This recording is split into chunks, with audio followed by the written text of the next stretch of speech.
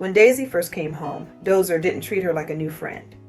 If anything, he seemed more interested in figuring out how to stay out of her way. Normally, Daisy should have been the one feeling intimidated. After all, Dozer was a huge Rottweiler.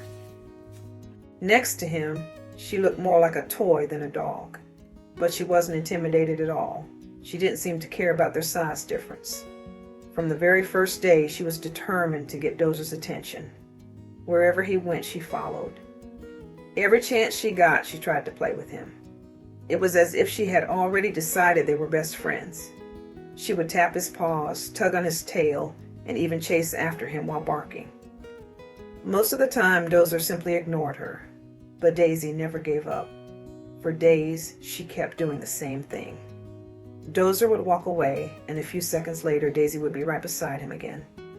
Then, one day, she finally caught up to him. And I think that was the moment Dozer finally understood what she had been trying to do all along. From that point on, instead of ignoring Daisy, he started spending time with her. We began seeing them together more and more often. Sometimes they raced around the house, and other times they chased each other around the yard. As big and intimidating as Dozer looked, he was always careful around Daisy. Daisy would jump on him, spin circles around him, and constantly try to pull him into another game. Dozer, on the other hand, was far more patient than we ever expected. Daisy's energy never seemed to run out. Before long, she started coming up with new games around the house. One of her favorites was hide and seek. She especially loved hiding under the bed. The moment she disappeared, Dozer would immediately start looking for her.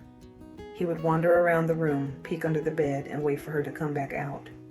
And whenever he found her, the game would start all over again, usually ending with the two of them racing through the house. As much as Dozer loved playing with her, he couldn't always keep up with Daisy's energy. Sometimes he just wanted to rest, but Daisy rarely seemed to notice. That was around the time Mocha came into our lives. Daisy had finally found a little sister who could keep up with her. From the moment they met, she never wanted to leave Mocha's side.